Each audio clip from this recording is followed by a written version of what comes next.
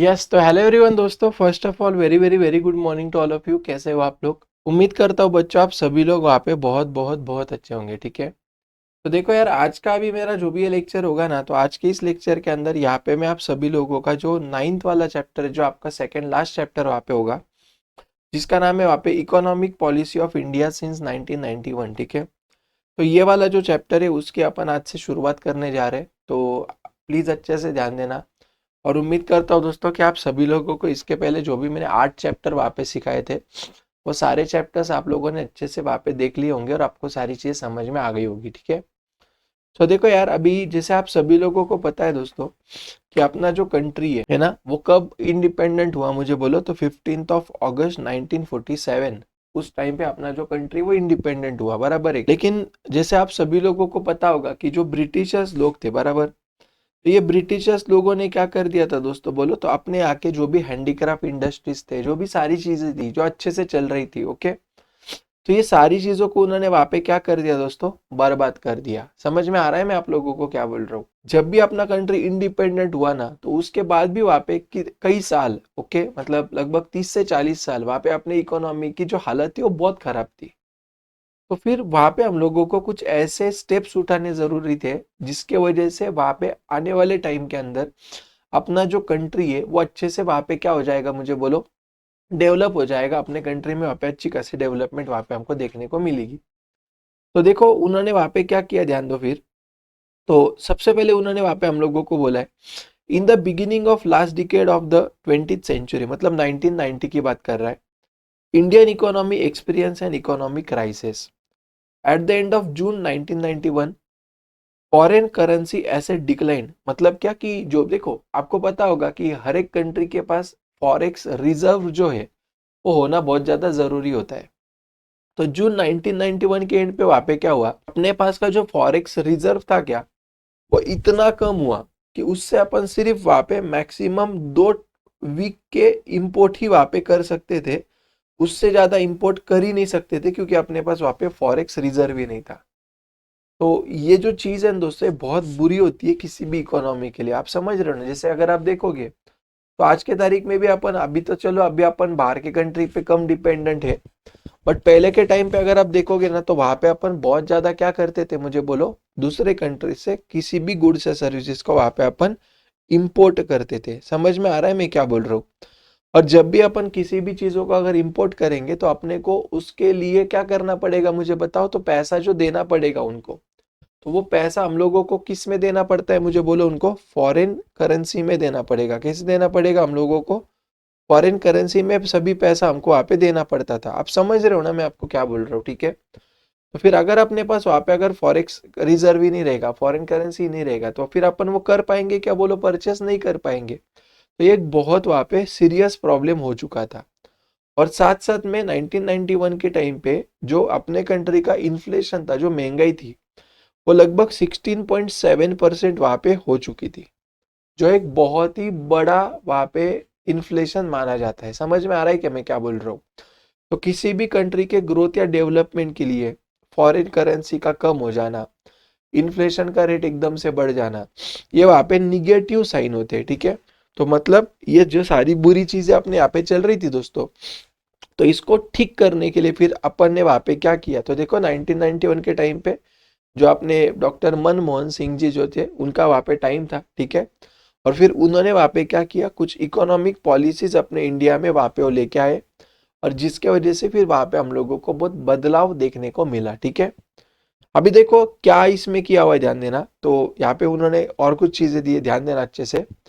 तो वो जो टाइम था ना 1991 के पहले वाला, वो टाइम पे तुम्हारे गवर्नमेंट के जो भी एक्सपेंडिचर थे, वो गवर्नमेंट के रेवेन्यू से क्या थे, मुझे यहाँ पे बोलो, कई गुना ज्यादा थे। क्यों? क्योंकि वो टाइम पे हमारा वहां पे जैसे डिफेंस का एक्सपेंडिचर बोलो, समझ रहे हो ना, जो मतलब डिफेंस के ऊपर अपन वहां पे खर्चा करते, गवर्नमेंट जो खर्चा करती है वो एक्सपेंडिचर, लोगों को सब्सिडीज देना, है ना, उसके आगे लोन के ऊपर का इंटरेस्ट वगैरह। जैसे मान लो फॉर एग्जांपल अपने कंट्री के पास वहां पे अगर रिजर्व कम था, तो अपने कंट्री ने वहां पे दूसरे कंट्रियों के पास से, मतलब आउट ऑफ इंडिया से, वहां पे क्या किया रहेगा, कोई ना कोई कर्जा उठाया रहेगा। तो ये लोन के ऊपर वहां पे अपने कंट्री को क्या करना पड़ेगा, फिर मुझे बोलो उनको इंटरेस्ट देना पड़ेगा। तो ये सारी चीजों की वजह से वहां पे क्या हुआ दोस्तों कि अपना जो गवर्नमेंट का खर्चा था वो गवर्नमेंट के रेवेन्यू से अपना कई गुना ज्यादा था। ठीक है, तो क्या बोल रहे हैं, the positive effect of socialistic pattern of society was the verge of decline. तो वो क्या बोल रहा था यहाँ पे कि ये सारी चीजों के लिए जो अपने इकोनॉमी के ऊपर जो इम्पैक्ट गिरेगा ना, वो कैसा इम्पैक्ट गिरा, बोले यहाँ पे निगेटिव इम्पैक्ट गिर रहा था। ठीक है, तो on this ground it was necessary to bring the new changes in the economy. मतलब ये सारे जो अभी तक अपन ने प्रॉब्लम यहाँ पे डिस्कस किए, ठीक है, तो ये प्रॉब्लम से ऊपर जाने के लिए, ये प्रॉब्लम को ओवरकम करने के लिए वहां पे अपने कंट्री के अंदर हम लोगों को कुछ ठोस स्टेप्स उठाने वहां पे बहुत ज्यादा जरूरी थे। ठीक है, तो इसलिए उन्होंने क्या बोला है, hence the government of India adopted new economic policy in 1991। ठीक है ना, तो इसलिए वहां पे जो भी अपना गवर्नमेंट ऑफ इंडिया उसने वहां पे क्या किया दोस्तों, तो न्यू इकोनॉमिक पॉलिसी वहां पे लेके आए। ठीक है, तो यहाँ तक अच्छे से समझ में आ गया क्या, मुझे बताओ जल्दी से। चलो, आई होप दोस्तों आप लोगों को यहाँ तक की जितनी भी बातें वो आपको अच्छे तरीके से समझ में आ गई होगी। ठीक है, चलो अभी देखो नेक्स्ट उन्होंने क्या दिया, ध्यान देना आगे। तो ये जो भी फिर न्यू इकोनॉमिक पॉलिसी वगैरह लाने का जो प्रोसेस था वो चालू हुआ था वैसे 1985 से ही। ओके, लेकिन मतलब 1985 से ही चल रहा था कि अपने को आप कुछ ना कुछ न्यू इकोनॉमिक पॉलिसी लेके आनी करके। बट इसका जो एक्चुअल में जो हुआ ना इम्प्लीमेंटेशन, आप वहां पे बोल सकते हो, वो हुआ 1991 में।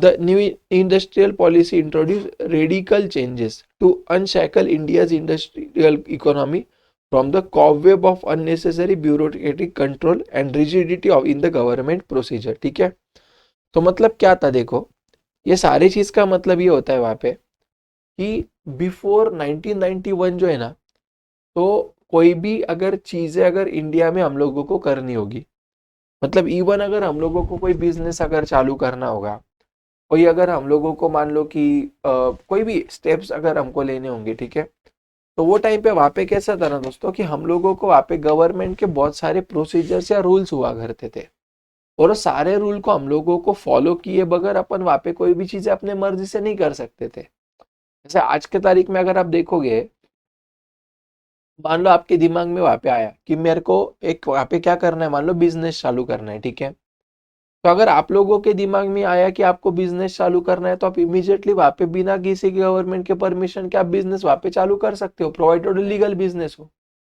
समझ रहे हो ना मैं क्या बोल रहा हूँ, आप ये सारी चीजें कर सकते हो। और देखो कंपनी और उसकी बात अलग होती है, उसके लिए कुछ प्रोसीजर है वो सब छोड़ दो। बट मान लो फॉर एग्जांपल अगर आप लोगों को मान लो कि कोई पानी पूरी का अगर थैला लगाना है वहां पे, कोई किराने का शॉप डालना है, वड़ा पाव का कोई बिजनेस, कोई भी आपको बिजनेस करना है जो लीगल बिजनेस है, आप समझ रहे हो, उसके लिए आपको गवर्नमेंट की परमिशन लगती क्या, नहीं लगती। लेकिन पहले के टाइम पे वहां पे क्या था दोस्तों कि किसी भी लोगों को अगर कोई भी बिजनेस करना हो, कोई भी अगर इंडस्ट्री डालनी हो, तो आज के तारीख में मान लो अगर जैसे कंपनी को ओपन करना, पार्टनरशिप बनाना, ये सारी चीजों को लगता है, टाइम लगता है, नहीं ऐसा नहीं है। बट जो पहले अगर 1 साल लगता था तो अभी 10 दिन में हो जाता है। तो प्रोसीजर तो कम हुआ ना, जो टाइम लगता था वो सारी चीजें तो कम हो गई। और यहाँ पे क्या हुआ कि अभी लिबरलाइजेशन हुआ। मतलब पहले के टाइम पे कैसा था कि अगर आपको मान लो कोई बिजनेस करना है, तो मैक्सिमम बिजनेसेस गवर्नमेंट के कंट्रोल में ही थे। जैसे आगे जाके अपन वहां पे देखेंगे कि लगभग पहले के टाइम पे वहां पे 18 तरीके के अलग अलग इंडस्ट्री सिर्फ गवर्नमेंट चला सकता था, जो आज के तारीख में सिर्फ वहां पे रेलवे यानी ऑटोमेटिक एटॉमिक एनर्जी, ये दो ही चीजें गवर्नमेंट के पास है और बाकी कोई भी इंसान कर रहा है। आप समझ रहे हो ना मेरी बात, मतलब कहीं ना कहीं पे वहां पे लिबरलाइजेशन आ चुका है, जो इंसान जो करना चाहता है वो फ्रीली कर सकता है।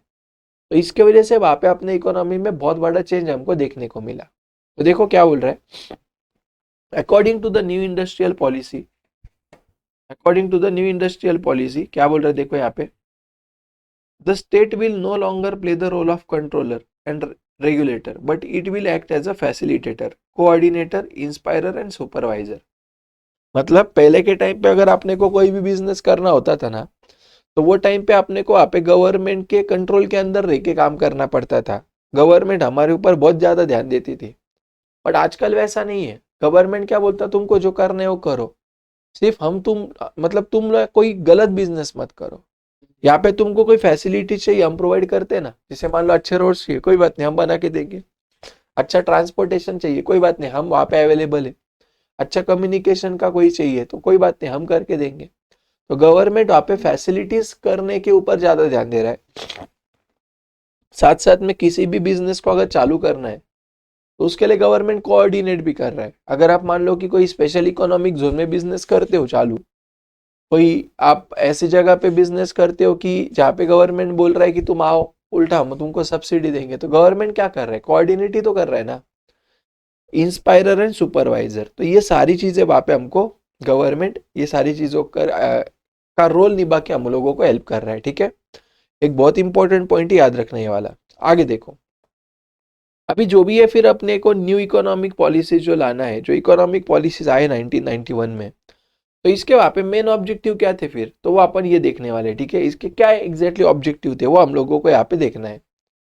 पहला देखो, to to plunge the Indian economy into the arena of globalisation. मतलब क्या, ग्लोबलाइजेशन मतलब क्या, अगर आप लोगों ने 10th स्टैंडर्ड में थोड़ा पढ़ाई किया होगा तो वहां पे आपने एलपीजी पॉलिसी बारे में कुछ सुना होगा। लिबरलाइजेशन, ग्लोबलाइजेशन, प्राइवेटाइजेशन, कुछ सुना है आपने? ये कब आया था? 1991 में ही तो आया था ना। तो पहले के टाइम पे वहां पे क्या था दोस्तों, कि अपने इंडिया का वहां पे दूसरे कंट्रीज के साथ वहां पे ज्यादा कांटेक्ट नहीं था। कांटेक्ट मतलब इतना आज के तारीख में जैसे अपन जितना फ्रीली इंपोर्ट एंड एक्सपोर्ट कर सकते हैं, पहले के टाइम पे उतना वैसा नहीं था। पहले बहुत वहां पे रिस्ट्रिक्शंस हुआ करते थे, लेकिन फिर बाद में उनको पता चला कि नहीं यार, ग्लोबलाइजेशन अगर हो गया ना तो अपने यहाँ का जो इकोनॉमी है वो बहुत जल्दी सुधरेगा। तो इसलिए उन्होंने वहां पे क्या किया, ग्लोबलाइजेशन कर दिया। अपने इंडिया के लोग बाहर से बिजनेस कर सकते हैं, बाहर के लोग अपने इंडिया में बिजनेस भी कर सकते हैं, निवेश भी कर सकते हैं, वैसी बात। ठीक है, to bring down the rate of inflation.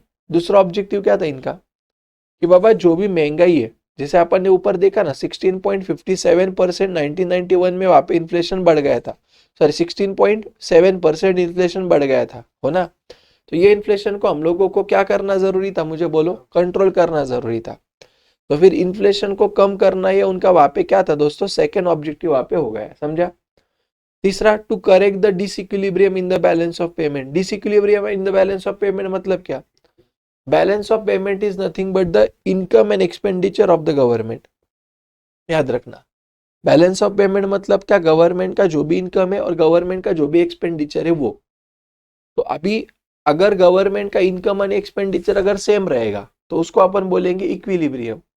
या आप ऐसा भी वापस समझ सकते हो कि बाबा इक्विलिब्रियम में आप ऐसा भी याद रख सकते हो कि इंपोर्ट एंड एक्सपोर्ट, आप ऐसा भी समझ सकते हो। ठीक है, तो पहले कैसा था दोस्तों, अपना इंपोर्ट ज्यादा हुआ करता था एक्सपेंडिचर से।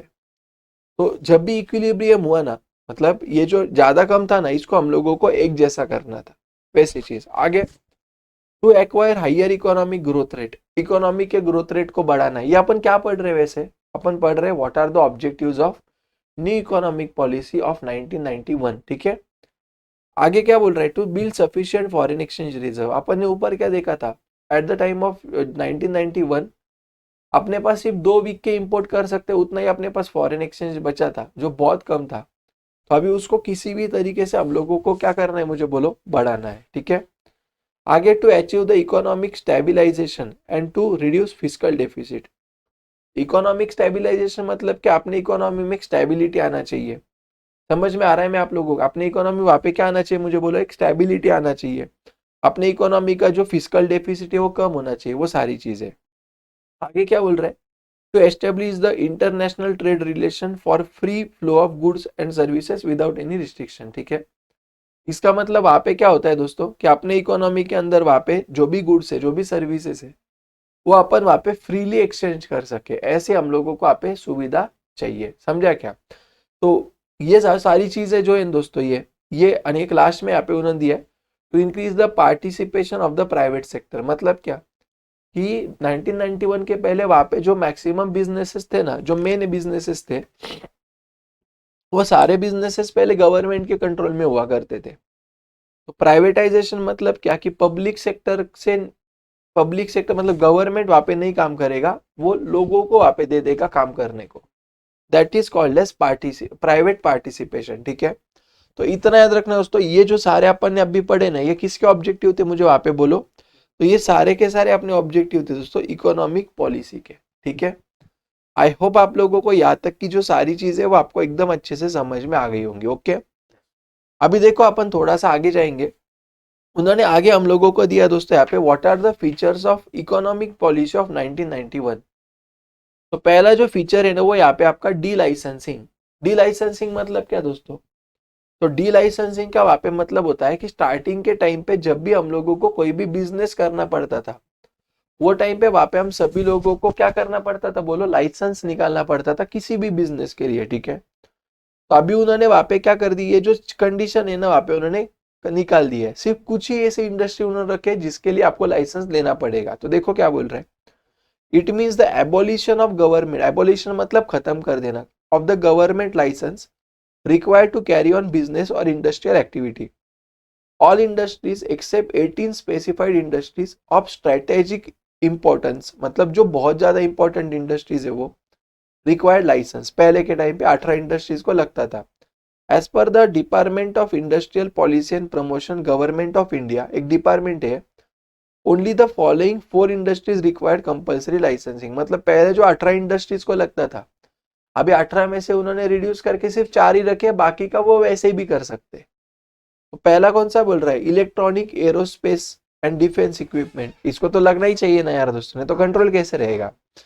दूसरा इंडस्ट्रियल एक्सप्लोजिव्स, मतलब जो भी तुम्हारे एटॉमिक एनर्जी वाली चीजें होती है, आरडीएक्स, बॉम्ब वगैरह, जो भी ऐसी चीजें होती है, ठीक है, वो सब इधर आएगा। Hazardous chemical, drugs and pharmaceuticals, मतलब जो ड्रग्स के रिलेटेड या मेडिकल के रिलेटेड जो भी चीज है वो।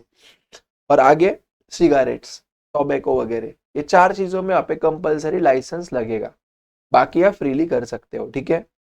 आगे देखो क्या बोल रहा है, abolition of the monopolies, restriction trade practices. मतलब क्या देखो, अभी ये क्या है पता है दोस्तों, कि पहले क्या था कि जो भी लार्ज इंडस्ट्रियल हाउसेस थे ना, मतलब जो बड़े बड़े बिजनेस थे ना, उनको वहां पे सेंट्रल गवर्नमेंट के पास से वहां पे क्या करना पड़ता था बोलो? बार बार परमिशन लेना पड़ता था। अगर उनको मान लो कोई बिजनेस को एक्सपांड भी करना है, वो बिजनेस को मान लो उसको दूसरे किसी के साथ अगर मर्ज भी करना है, ठीक है, तो उनको बार बार क्या करना पड़ता था मुझे बोलो? गवर्नमेंट का या इनफैक्ट सेंट्रल गवर्नमेंट का अप्रूवल लेना पड़ता था, ठीक है। और आप सभी लोगों की पता है दोस्तों कि गवर्नमेंट कामों में वैसे अगर देखा जाए तो अपने को टाइम वहां पे बहुत ज्यादा जाता है, ठीक है ना। तो this resulted into slow industrial growth, मतलब वहां पे चाह के भी वो जल्दी जल्दी वहां पे किसी भी चीजों का काम जो है वो नहीं कर सकते थे। समझ में आया क्या? तो abolition of the MRTP act has encourage industrial growth. Okay, तो ये जो एमआरटीपी एक्ट जब निकाला उन्होंने, तो उसकी वजह से इंडस्ट्रियल जो ग्रोथ है वो अपने वहां पे बढ़ जाती है, ठीक है। आगे देखो क्या बोल रहा है, encouragement to the small sector. The government encourage small sector units to attain the higher growth rate in output, employment and export sector। मतलब क्या देखो, तो पहले के टाइम पे वहां पे के साथ दोस्तों सिर्फ बड़े बड़े बिजनेस थे। अभी उन्होंने क्या सोचा कि अपन वहां पे क्यों ना छोटे छोटे सेक्टर भी क्रिएट किए, छोटे छोटे जो स्टार्टअप है, छोटे छोटे जो बिजनेस है वो अपन वहां पे चालू कर दे, जिसके वजह से वहां पे क्या हो जाएगा दोस्तों कि अपने यहाँ पे जो नंबर ऑफ इंडस्ट्रीज है वो बढ़ जाएगी। तो पहले स्मॉल सेक्टर उसी इंडस्ट्री को कहा जाता था जिसमें 1 करोड़ तक की इन्वेस्टमेंट है, लेकिन बाद में उन्होंने जो इन्वेस्टमेंट का अमाउंट है ना वो वहां पे उन्होंने 5 करोड़ कर दिया। कितना कर दिया मुझे वहां पे बोलो? 5 करोड़ कर दिया, ठीक है। आगे उन्होंने वहां पे हमको दिया दोस्तों एनकरेजिंग फॉरेन इन्वेस्टमेंट। मतलब क्या देखो, industrial policy of 1991 approved the foreign direct investment to encourage investment in the high priorities industries requiring high investment and technology. मतलब उन्होंने यहाँ पे क्या किया कि देखो कुछ जैसे देखो यहाँ पे उन्होंने बोला हुआ है कि स्टार्टिंग में वहां पे कैसे था दोस्तों कि कोई भी फॉरेनर अपने कंट्री के अंदर डायरेक्ट इन्वेस्टमेंट नहीं कर सकता था। फिर उन्होंने वहां पे क्या कर दिया कि उन्होंने बोला ठीक है, कोई बिजनेस है ना उसके अंदर आप 51% तक मैक्सिमम इन्वेस्टमेंट कर सकते हो। फिर उन्होंने 51% के लिमिट को 74% कर दिया, और फिर ये 74 वाले परसेंटेज को ना 100% तक शिफ्ट कर दिया। समझा क्या? मतलब अभी के तारीख में कोई भी जो इंसान है वो 100% वहां पे किसी भी बिजनेस में क्या कर सकता है बोलो? इन्वेस्ट कर सकता है, बाहर का इंसान, ठीक है। तो पैसा आएगा ना फिर यार यहाँ पे। जैसे आपको पता है कि इंडिया ये बहुत तेजी से डेवलप होने वाली इकोनॉमी बन गई अभी, ऑब्वियसली बाहर के कंट्री के लोग फिर अपने यहाँ पे इन्वेस्ट करेंगे, ठीक है। आगे reducing the role of public sector. ध्यान में आ रहा है ना आपको क्या चल रहा है? बहुत इंपॉर्टेंट चैप्टर है, अच्छे से ध्यान देना। तो देखो जो भी पब्लिक सेक्टर मतलब क्या, जो भी तुम्हारे पब्लिक कंपनीज है वो, तो क्या बोल रहा है, many changes were made in the public sector policy to include the following objective. तो पहला क्या, ending the state of monopoly. जैसे अगर आप देखोगे आज भी वहाँ पे रेलवे में गवर्नमेंट की मोनोपोली है, तो पहले के टाइम पे वहाँ पे बहुत सारी ऐसी इंडस्ट्रीज थी जहाँ पे गवर्नमेंट की मोनोपोली थी, तो वो बंद कर दिया। दूसरा, improving efficiency of public sector. Starting में वहाँ पे जो पब्लिक सेक्टर कंपनीज थे ना, उनका वहाँ पे उनसे से चाहिए वैसा आउटपुट वहाँ पे हमको नहीं मिलता था, तो ये वहाँ पे उन्होंने बढ़ा दिया, उसका एफिशिएंसी बढ़ा दिया। तीसरा, रिलीजिंग कैपिटल ब्लॉक्ड इन सिक पब्लिक सेक्टर इंटरप्राइजेस। मतलब सिक पब्लिक एंटरप्राइजेस मतलब क्या, कि जो भी ऐसे कंपनीज है जो अच्छे से परफॉर्म नहीं कर रहे, जो डूबने के हालात में अभी आ चुके हैं, तो वो कंपनी में अटका हुआ गवर्नमेंट का पैसा निकाल देना यानी कोई अच्छी जगह पे लगाना, वो वाली चीज है। To encourage private sector, new economic policy reduce the number of industries in the public sector from 17 to 8। मतलब क्या कि पहले जो 18-17 इंडस्ट्रीज थी उसमें से 8 सिर्फ क्या किया उन्होंने गवर्नमेंट के पास रखा, बाकी उन्होंने लोगों को दे दिया। 17 में से 8 ही रखा, मतलब 9 दे दिया। उसके बाद वहां पे 2014 के बाद उन्होंने सिर्फ 2 ही रखा। कौन सा, ये मार्क करके रखना, रेलवे आणि एटॉमिक एनर्जी, ये 2 ही बस अभी गवर्नमेंट के कंट्रोल में, बाकी सब जो चलाते वो प्राइवेट पीपल चलाते। समझा क्या? तो इसको अपन वहां पे क्या बोलेंगे, प्राइवेटाइजेशन भी बोल सकते हैं, या reducing role of public sector भी बोल सकते हैं। Next, trade liberalisation. लिबरलाइजेशन का मतलब वहां पे होता है कि आप आपके मर्जी से वहां पे काम करो without any government intervention, that is called है लिबरलाइजेशन। देखो, import licensing control have been abolished. अपन जो पहले था ना, लाइसेंस लेना पड़ता था, गवर्नमेंट के परमिशन लेने पड़ते थे, सारी चीजें बंद हो गई। Almost all capital goods, raw material, intermediate goods, other components were made freely importable. मतलब पहले अगर हमको कोई भी अगर इंपोर्ट करना पड़ता था तो वहां पे हमको पूछना पड़ता था, परमिशन लेनी पड़ती थी। बट अभी ये सब क्या हो गया, मुझे बोलो, फ्रीली इंपोर्टेबल हो गया। Establish exporters are allowed to raise external credit to finance their trade. तो मतलब क्या, कि जो भी अपने कंट्री में से बाहर के कंट्री में भेजने वाले लोग हैं, गुड्स को जो भेजते हैं, सेंड करते हैं, तो उनको अभी यहाँ पे क्या कर दिया, अलाउ कर दिया क्या, कि तुम वहां पे बाहर के कंट्री से लोन ले सकते हो तुम्हारे बिजनेस के लिए। पहले ये अलाउड नहीं था या कम अलाउड था। स्पेशलाइज इकोनॉमिक जोन उन्होंने बनाए जिसकी वजह से वहां पे एक्सपोर्ट को प्रमोट किया जा सके। स्पेशल इकोनॉमिक जोन मतलब कुछ ऐसे एरियाज होंगे कि जहां से गवर्नमेंट बोलेगा इधर बना के आप सेंड करना, ओके, वैसी वाली चीज है। Government has also introduce the agro export zone to encourage the agricultural exports. अगर देखोगे दोस्तों तो अपने कंट्री में से वहां पे अलग अलग जो फल है, प्याज है, सब्जियां है, वो भी वहां पे बहुत बड़े लेवल पे क्या होती है, मुझे बोले, एक्सपोर्ट होती है। समझा क्या? ये सारी चीजें आई होप आपको समझ में आ गई होगी। आगे देखो, reforms in insurance sector. Insurance sector was a monopoly of government. Starting में सिर्फ गवर्नमेंट के पास था। अगर आप देखोगे आजकल देखो तो टाटा का आया हुआ है, एचडीएफसी बैंक का आया है, बहुत सारे लोगों के इंश्योरेंस है, बराबर है। एसबीआई का इंश्योरेंस है, एलआईसी तो वैसे गवर्नमेंट कंट्रोल कंपनी है, ठीक है। तो insurance sector was a monopoly of the government पहले। The new economic policy past insurance regulatory development authority act, mark इसको अपन आईआरडीए बोलेंगे, जो अभी इंश्योरेंस के सभी इसके ऊपर कंट्रोल करने वाला एक अथॉरिटी है। 1991 में to introduce reforms in this sector, changes लाने के लिए उन्हें अथॉरिटी वहां पे लेके आए। The IRDA has given a license to many private companies to enter into insurance company. और इसकी वजह से जो गवर्नमेंट की पहले मोनोपोली हुआ करती थी, अभी ये मोनोपोली वहां पे क्या हो गई, मुझे बोलो, खत्म हो जाती है, ठीक है। नेक्स्ट देखो, चलो आगे, reforms in financial sector. Financial sector मतलब क्या, बैंक्स के केस में।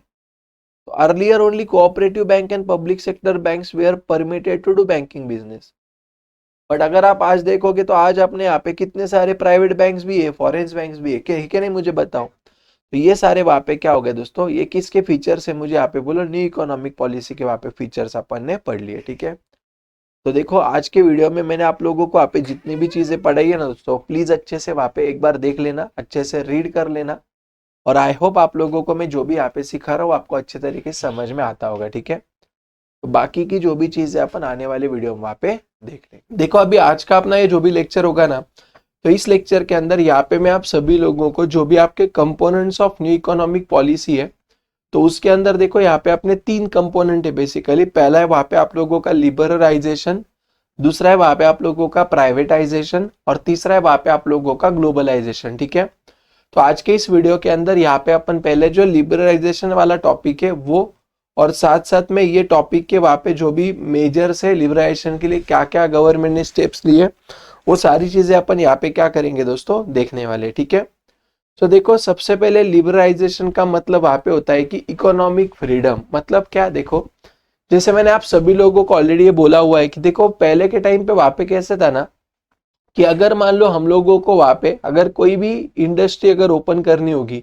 कोई भी अगर वहां पे हमको बिजनेस वगैरह ओपन करना होगा, कोई भी चीजों का अगर हमको प्रोडक्शन करना होगा, कोई भी एक्सपांशन करना होगा, ठीक है, तो वो टाइम पे वहां पे हमको कैसा था दोस्तों, कंपलसरीली वहां पे हम लोगों को जो गवर्नमेंट का परमिशन है या लाइसेंस वगैरह बहुत सारी चीजें वहां पे हमको करनी पड़ती थी। ठीक है, और वहां पे अपन उतने ज्यादा फ्रीली बिजनेस नहीं कर पाते थे जितना आज के तारीख में अपन वहां पे फ्रीली कर सकते हैं। समझ में आ रहा है क्या?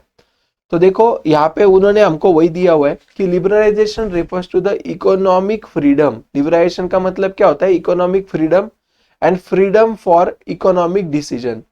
It means producer, consumer, owners of factor of production are free to take decision to promote their self interest. ठीक है, तो मतलब यहाँ पे क्या दोस्तों कि कौन से इंसान ने कितना प्रोडक्शन करना चाहिए। ओके, वहां पे अगर मान लो फॉर एग्जांपल उसको अगर कोई एक्सपांशन करना है, कोई भी चीज अगर करनी है उसको, ठीक है ना, तो यहाँ पे वो क्या कर सकता है बोलो, खुद होके यहाँ पे वो डिसाइड कर सकता है, अकॉर्डिंगली वहां पे वो चीजें कर सकता है। ठीक है, बट पहले के टाइम पे वहां पे वैसा नहीं था दोस्तों। अगर आपको मान लो किसी चीज का अगर प्रोडक्शन भी करना है ना, तो वो टाइम पे वहां पे आप सभी लोगों को पहले गवर्नमेंट जो होता था उसका आपको वहां पे परमिशन लेना पड़ता था, और वो परमिशन के बाद ही वहां पे आपको सारी चीजों का प्रोडक्शन कर सकते थे। ठीक है, तो ये एक मेजर यहाँ पे आपको डिफरेंस देखने को मिलेगा।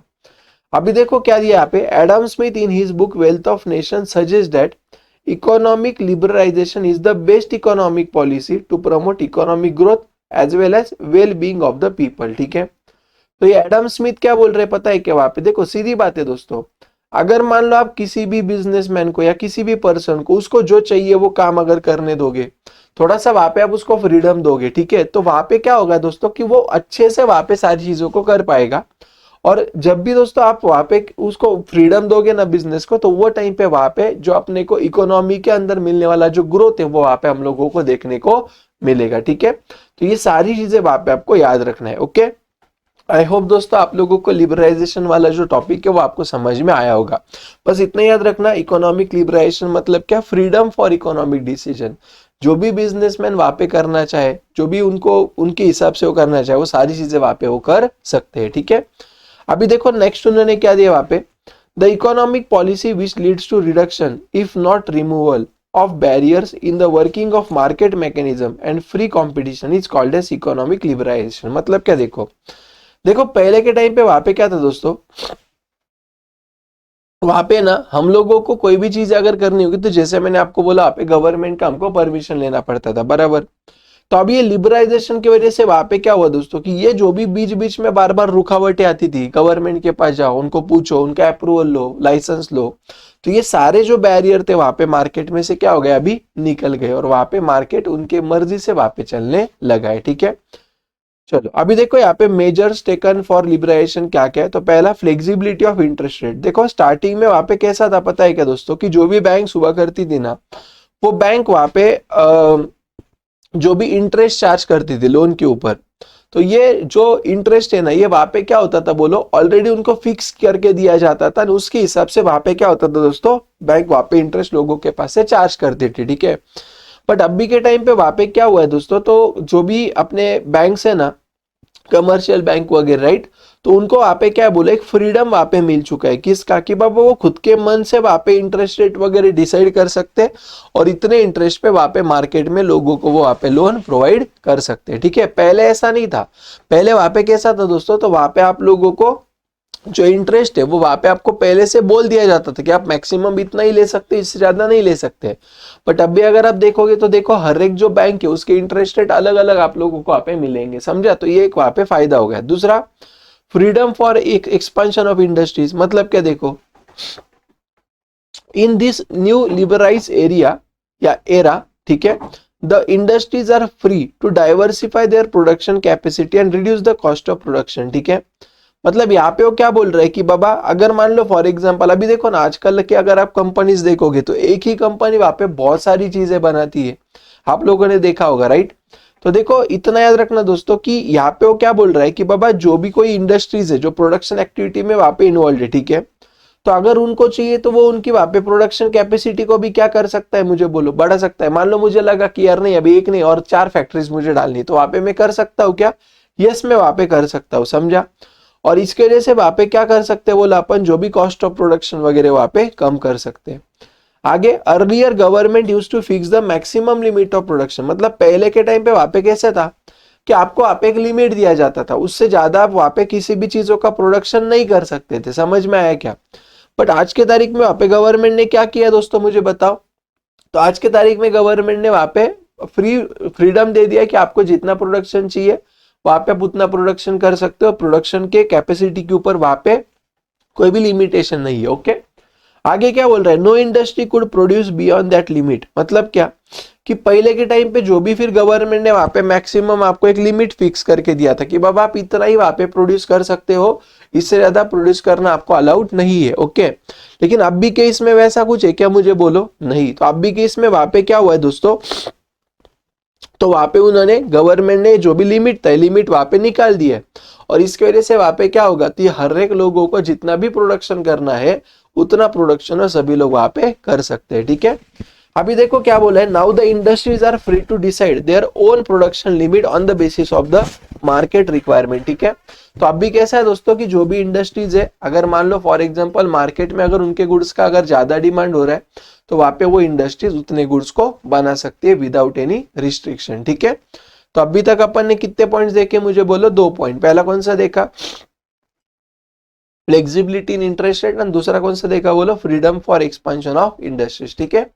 नेक्स्ट देखो क्या बोल रहा है, abolition of monopolies and restrictive trade practices, मतलब एमआरटीपी बोलते हैं इसको। देखो क्या दिया है यहाँ पे, तो पहले के टाइम पे वहां पे कैसा था दोस्तों कि जो भी ऐसी कंपनी थे जिसका वहां पे 100 करोड़ से ज्यादा एसेट्स है, जिसके पास एसेट्स कितने मुझे बोलो 100 करोड़ से ज्यादा अमाउंट के वहां पे एसेट्स है, they are classified as MRTP firm, तो उसको अपन वहां पे एमआरटीपी फर्म बोलते थे। और पहले कैसा था कि ये जो भी एमआरटीपी फर्म्स है ना उनके ऊपर वहां पे बहुत ज्यादा रिस्ट्रिक्शंस डाले जाते थे, ठीक है। बट अभी ये जो भी फर्म्स है ना इसके ऊपर वहां पे जो भी रिस्ट्रिक्शंस है उन्होंने निकाल दिया, यानी वहां पे वो जो चाहिए वो सारे डिसीजन खुद वहां पे ले सकते हैं, समझा क्या। ऐसा क्यों, तो देखो सीधी बात है दोस्तों, अगर उनके ऊपर रिस्ट्रिक्शन नहीं डाला तो फिर ये बड़े फर्म क्या होंगे और बड़े होते जाएंगे, और फिर पहले के टाइम पे वहां पे क्या लगता था कि वो बड़े फर्म बड़े हो गए तो बाकी के बिजनेसेस को तकलीफ होगी, इसलिए वैसा था। बट अब भी वैसा कुछ वहां पे रहा नहीं है, ठीक है। आगे देखो रिफॉर्म्स इन फेरा, फेरा मतलब क्या दोस्तों, फॉरेन एक्सचेंज रेगुलेशन एक्ट। तो जो भी अपन वहां पे फॉरेन कंट्रीज के साथ ट्रांजेक्शन करते हैं ना, जो भी अपन एक्सपोर्ट इंपोर्ट की चीजें करते हैं ना, तो देखो उसके रिलेटेड ही एक्ट है। देखो क्या बोल रहा है, to bring about the flexibility in the laws relating to the foreign exchange, ठीक है, जो भी फॉरेन करेंसीज है उसके रिलेटेड। फेरा पहले था, मतलब पहले फॉरेन एक्सचेंज रेगुलेशन एक्ट था, जिसको अभी उन्होंने क्या कर दिया, फॉरेन एक्सचेंज मैनेजमेंट एक्ट में रिप्लेस कर दिया, समझा क्या। मतलब फेरा के जगह पे अभी क्या आया मुझे बोलो, वहां पे फेमा आ गया, और इसकी वजह से वहां पे क्या हो गया, तो जो भी अपने फॉरेन ट्रेड है वहां पे पहले से ज्यादा बढ़ने लगे, समझा क्या, क्योंकि इसके अंदर की जो पॉलिसीज है वो अलग थी, यानी इसके अंदर की जो पॉलिसीज है वो अलग है। तो आज जो एक्ट चल रहा है वो कौन सा चल रहा है, फेमा चल रहा है, ठीक है। नेक्स्ट, इन्वेस्टमेंट इन इंफ्रास्ट्रक्चर, तो देखो infrastructure was open to domestic as well as foreign investor, they could invest in rail road and power project, ठीक है। तो जैसे मैंने अपन आगे जाके वैसे पढ़ने वाले ग्लोबलाइजेशन वाले एक टॉपिक, तो इतना याद रखो यार, पहले के टाइम पे वहां पे कैसे था कि जो भी तुम्हारे फॉरेनर्स थे, ओके, तो फॉरेन इन्वेस्टमेंट वहां पे इतना ज्यादा अलाउड नहीं था। बट आज के तारीख में 100% वहां पे फॉरेन के लोग भी अपने यहाँ पे क्या कर सकते, बोले इन्वेस्ट कर सकते हैं, समझा क्या। तो कहीं ना कहीं पे यहाँ पे क्या हो गया, जो भी इंफ्रास्ट्रक्चर में होने वाला इन्वेस्टमेंट है वो पहले से वहां पे बढ़ गया, ठीक है। आगे एनकरेजमेंट टू फॉरेन टेक्नोलॉजी, देखो liberalization has allowed to use the foreign technology in the high priority industries. This helps to reduce the cost and make the industries competitive, ठीक है। तो पहले के टाइम पे देखो जो भी अपने कैपिटल गुड्स वगैरह थे ना अपने इंडिया में, वहां पे बेसिकली हैंडीक्राफ्ट गुड्स जो है ना हाथों से बनाए जाने वाले, वही गुड्स वहां पे बहुत ज्यादा फेमस थे पहले। बट जब बाद में ब्रिटिशर्स लोगों ने अपने कंट्री के ऊपर जब रूल करना स्टार्ट कर दिया तो उसकी वजह से अपने हैंडीक्राफ्ट इंडस्ट्रीज वहां पे खत्म होने लगी, और फिर वहां पे हम लोगों को कहीं ना कहीं पे जो भी कैपिटल गुड्स है या जो भी अपने मशीन है उसकी जरूरत महसूस होने लगी, ठीक है। तो फिर बाद में गवर्नमेंट ने क्या कर दिया, मुझे बोलो, ये अलाउ कर दिया कि बाबा आप वहाँ पे दूसरे कंट्री से क्या कर सकते हो, जो भी अच्छी अच्छी टेक्नोलॉजीज वगैरह वो आप इंपोर्ट करके यहाँ पे प्रोडक्शन कर सकते हो, ठीक है। और देखो यहाँ पे एक लास्ट वाला टॉपिक है जिसका नाम है सेबी। तो देखो सेबी मतलब क्या, एक ऑथोरिटी है, securities exchange board of India. तो 12 अप्रैल 1992 को वहाँ पे क्या हुआ दोस्तों, सेबी नाम का एक जो अथॉरिटी वो इंट्रोड्यूस्ड हुआ, एस्टेब्लिश हुआ, जो वहाँ पे क्या करता है, तो जो भी इन्वेस्टर होते हैं जो स्टॉक्स या किसी भी इसमें पैसा जो लगाते हैं, ठीक है, तो वो लोगों का पैसे का सेफगार्ड करना, सेफ्टी रखना, ये किसका काम है, मुझे बोलो, सेबी का काम है, समझा क्या। तो कुछ इस तरीके से वहां पे अपने टोटल मिला के कितने यहाँ पे मेजर से, मुझे बोलो 7 मेजर से जो लिबराइजेशन के अंडर वहां पे आते हैं। एक बार अपन इसको आपस पॉइंट्स देख लेंगे, फिर अपन ये वीडियो को वहां पे एंड करके नेक्स्ट वीडियो में अगला वाला टॉपिक देख लेंगे। तो देखो क्या क्या, पहला अपन ने क्या देखा, फ्लेक्सिबिलिटी ऑफ इंटरेस्ट रेट। दूसरा क्या देखा, freedom of expansion of industries. तीसरा, एबोलिशन ऑफ MITP। चौथा, रिफॉर्म्स इन फेरा। पांचवा, investment in infrastructure, encouragement of the foreign technology, and last में सेबी। ये याद रखना अच्छे से, ठीक है। तो ये सारी जो चीजें दोस्तों आपको एग्जाम में वहां पे आ सकती है, तो इसको एक बार अच्छे से वहां पे गो थ्रू कर लेना, ठीक है। तो बाकी की जो भी चीजें अपन वहां पे नेक्स्ट वीडियो में देख लेंगे। अभी ये जो भी मेरा वीडियो होगा दोस्तों तो इस वीडियो के अंदर यहाँ पे मैं आप सभी लोगों को जो भी आपका प्राइवेटाइजेशन वाला टॉपिक है, ठीक है, तो ये टॉपिक के बारे में अपन वहां पे देख लेंगे। तो अच्छे से ध्यान देना। सबसे पहली बात, प्राइवेटाइजेशन मतलब क्या होता है, तो देखो जो भी पब्लिक सेक्टर कंपनीज है ना, तो वो पब्लिक सेक्टर कंपनी के ओनरशिप को प्राइवेट सेक्टर में शिफ्ट कर देना, that is called as privatization. समझा मैं क्या बोल रहा हूँ। तो देखो स्टार्टिंग में वहां पे कैसे था दोस्तों कि बहुत सारी जो इंडस्ट्रीज थी, बहुत सारे जो सेक्टर्स थे वो गवर्नमेंट कंट्रोल में थे, बट बाद में वहां पे हम लोगों ने क्या किया, या गवर्नमेंट ने वहां पे क्या किया, तो उनका जो स्टेक था कुछ कंपनीज के अंदर का वहां पे निकाल दिया और उसका ओनरशिप वहां पे प्राइवेट सेक्टर में ट्रांसफर कर दिया। अभी ऐसा क्यों, तो देखो आपको भी पता है दोस्तों कि गवर्नमेंट कंपनीज में वहां पे पहले के टाइम पे जो इफिशियंसी हुआ करता था काम का, जो आउटपुट हुआ करता था बहुत ज्यादा कम था, और कहीं ना कहीं पे वहां पे उसमें रिकंस्ट्रक्शन करना बहुत ज्यादा जरूरी था। इसकी वजह से फिर उन्होंने सोचा कि क्यों ना हमारे जो भी पब्लिक सेक्टर कंपनीज उसको प्राइवेट सेक्टर में कन्वर्ट कर दे, ठीक है। तो अभी अपन क्या करेंगे, इसका जो डिटेल सारी चीजें वो अपन यहाँ पे देख लेंगे। तो देखो उन्होंने क्या बोला है, privatization means transfer of ownership from the public to private sector. तो पब्लिक सेक्टर से प्राइवेट सेक्टर में किसी भी कंपनी के ओनरशिप को एंड मैनेजमेंट को ट्रांसफर करने का जो भी वहां पे प्रोसेस होता है उसको अपन वहां पे प्राइवेटाइजेशन बोलेंगे। देखो आगे, in the broader sense it means introduction of private management and control with और without the change in the ownership. यहाँ पे रहेगा, देखो, विदाउट इंट्रोडक्शन और change in the ownership of the public enterprise. In simple words, privatization refers to a process that reduces the involvement of public sector and increase the private sector in the economic activities. ठीक है, तो यहाँ पे in short क्या होगा दोस्तों, तो जो भी अपने पब्लिक सेक्टर का इन्वॉल्वमेंट है वो वहां पे सारा कम हो जाएगा, और ये सारी चीजें वहां पे कहाँ पे कन्वर्ट हो जाएंगी, मुझे बोलो, प्राइवेट सेक्टर में कन्वर्ट हो जाएगी, ठीक है। सो देखो यहाँ पे कुछ उन्होंने नाम दिए हुए, बेसिकली अभी भी ये कुछ कंपनीज है वैसे जो गवर्नमेंट के कंट्रोल में, जैसे BSNL वगैरह अभी भी गवर्नमेंट के कंट्रोल में ही है, ठीक है। देखो तो लेकिन साथ साथ में अगर आप देखोगे तो जो बाकी के कंपनी जैसे एयरटेल हो गया, ओके, आइडिया हो गया, जियो हो गया, ठीक है, ये बाकी के आपके प्राइवेट कंपनीज भी वहां पे आ गए, ओके। चलो अभी देखो सुनो, नेक्स्ट क्या दिया है, मेजर्स टेकन फॉर प्राइवेटाइजेशन। तो मेजर्स क्या क्या लिए देखो उन्होंने प्राइवेटाइजेशन करने के लिए। पहला, डिस इन्वेस्टमेंट, मतलब क्या कि जो भी वहां पे पब्लिक सेक्टर कंपनीज थे, राइट, तो वो उन्होंने क्या कर दिए, बोलो, वहां पे बेच दिए, ओके। तो देखो क्या बोल रहा है, it is the act of selling shares of sick public units to the private sector. तो जैसे क्या बोल रहा है, मारुति हो गया, ITDC हो गया, जो होटल का ये चेन है, ओके, IPCL एंड BSNL, ठीक है, ये जो सारे कंपनीज है दोस्तों, उसमें से पब्लिक सेक्टर ने क्या कर दिया, उनका स्टेक निकाल दिया और वो प्राइवेट लोगों को बेच दिया, ठीक है। आगे, डी रिजर्वेशन पॉलिसी। देखो स्टार्टिंग में वहां पे कैसा था दोस्तों, 1956 के टाइम पे वहां पे 17 ऐसे इंडस्ट्रीज थे जो सिर्फ और सिर्फ पब्लिक सेक्टर के पास वहां पे हुआ करते थे, ठीक है। बट न्यू इकोनॉमिक पॉलिसी ने बाद में यही 17 इंडस्ट्रीज को वहां पे 8 इंडस्ट्रीज में कन्वर्ट कर दिया, 8 से वहां पे 3 हुआ, और अभी के तारीख में सिर्फ 2 ही ऐसे इंडस्ट्रीज है जो वहां पे पब्लिक सेक्टर में कंट्रोल में है, बाकी के जो भी इंडस्ट्रीज जो सारे के सारे प्राइवेट सेक्टर के पास वहां पे मौजूद है, ठीक है।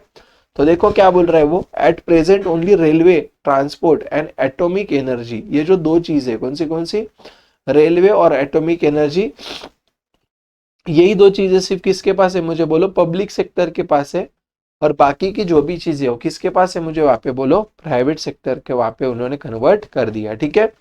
तीसरा देखो, establishment of the BIFR, BIFR मतलब क्या, board for industrial and financial reconstruction. तो देखो इसमें क्या होगा, तो जो भी ऐसी पब्लिक सेक्टर कंपनीज है दोस्तों जो वहां पे बन गिरने के मौका मतलब इस पे आई है, ठीक है, जिसको अपन वहां पे क्या सिक पब्लिक सेक्टर यूनिट्स भी बोलेंगे।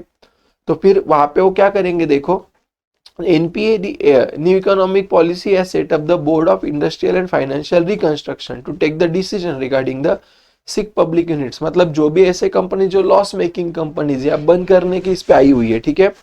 तो फिर वो क्या करेंगे, BIFR क्या करेगा, उसके अंदर के मैनेजमेंट पे वहां पे कुछ चेंजेस करेगा, या वो कंपनी को बंद करेगा या वो कंपनी को प्राइवेट सेक्टर को बेच देगा, जिसके वजह से एक तो कंपनी प्रॉफिटेबल बन जाए या बन गिर जाए, ठीक है।